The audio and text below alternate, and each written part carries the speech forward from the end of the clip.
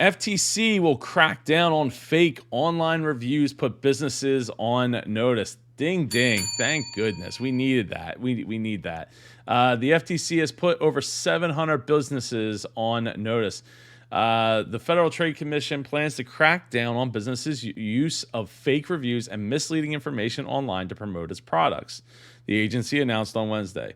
The FTC announced that it has put more than 700 major corporations and smaller businesses on formal notice for the malpractice, threatening up to $43,792 per. I don't know who came up with this per violation price, but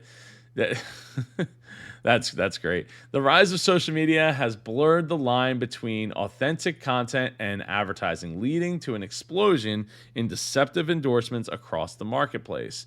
Fake online reviews and other deceptive endorsements often tout products throughout the online world. Consequently, the FTC is now using its penalty offense authority to remind advertisers of the law and deter them from breaking it.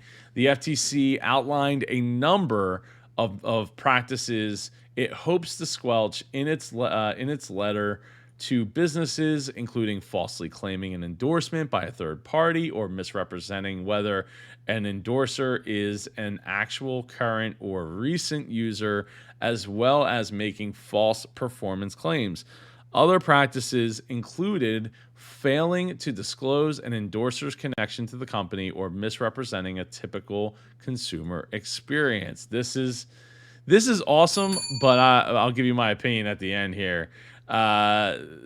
Major companies formerly noticed include tech giants Amazon, Apple, Facebook, and Google, and its YouTube video service, as well as internet service providers like AT&T and Comcast.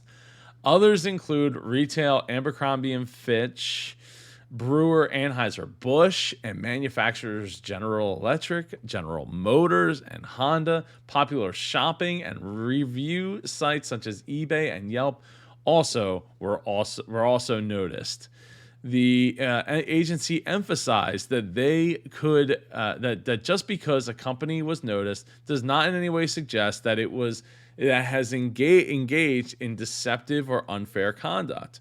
A list of companies listed can be found on the FTC's website. Fake reviews and other forms of deceptive endorsement cheat consumers and undercut honest businesses, said Samuel Levine, director of the agency's Bureau of Consumer Protection, said it in a statement. Advertisers will pay a price if they engage in these deceptive practices. I love this. Ding, ding, right? So they look fake reviews. I mean, you get it, right? When you buy something on Amazon, like you shouldn't not get in the package like, hey, it's a business card that says, hey, leave us a 5-star review and we'll send you an extra product or something.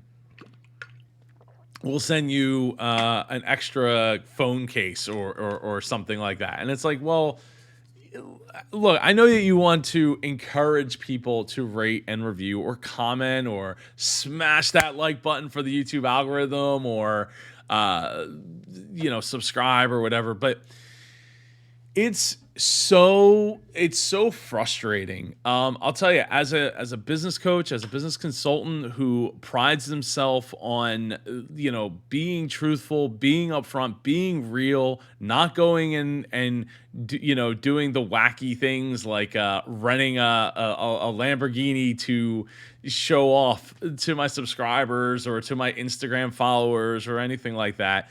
I mean, it's even so rampant there that like there's people will have bots that will literally just like post comments for them on every single post that they do. So that makes it look like there's a whole bunch of people that want whatever they're selling and, buying followers. Like, I wonder if that's going to, this doesn't mention buying followers, coming down on that practice, buying subscribers.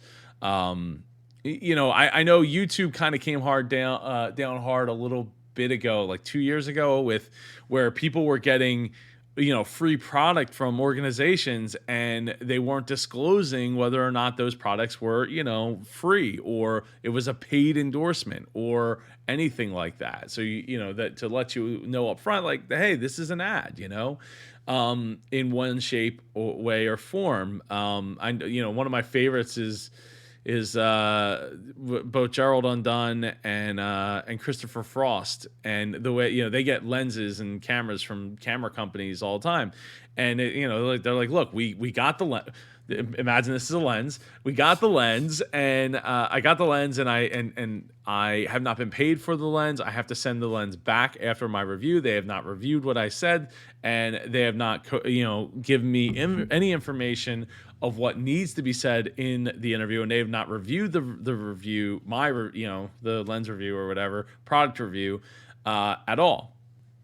And we just talked about this the other day about the auto industry, completely like muddying the waters for legitimate reviews in the automotive industry.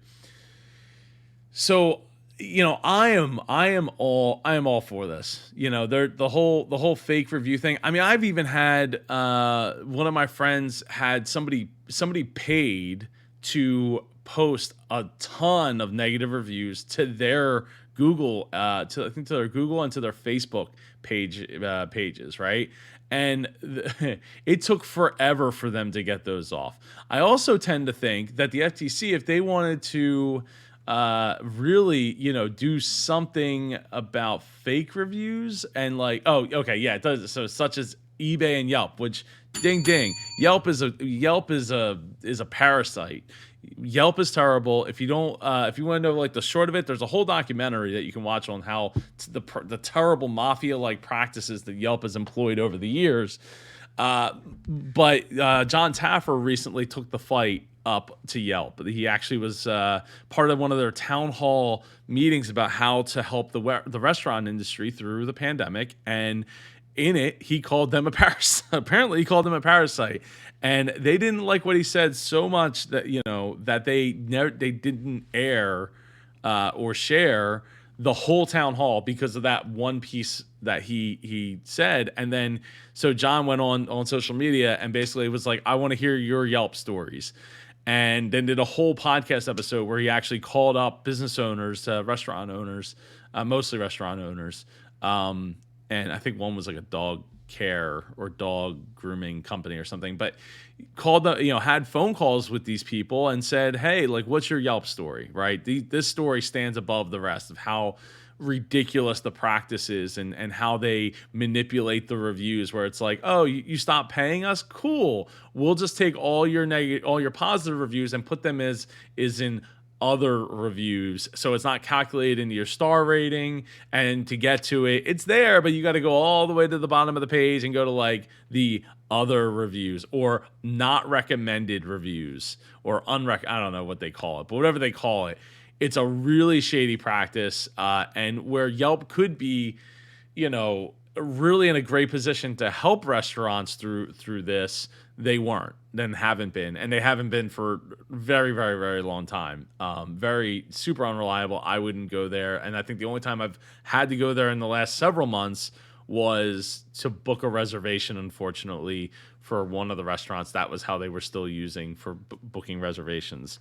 So, the FTC, the sad part about all this is the FTC probably doesn't even come close to having the resources to go after all of these instances, investigate all of these instances, and do something about all of these instances. So it's kind of heartbreaking in that sense. And as a business owner who, again, I'm out here every day doing the entrepreneurs, doing, Biz Coach Reacts videos, helping other business owners in my mastermind, helping other business owners one-on-one, trying to be real and trying to present myself as me, as clean and as clear as I possibly can.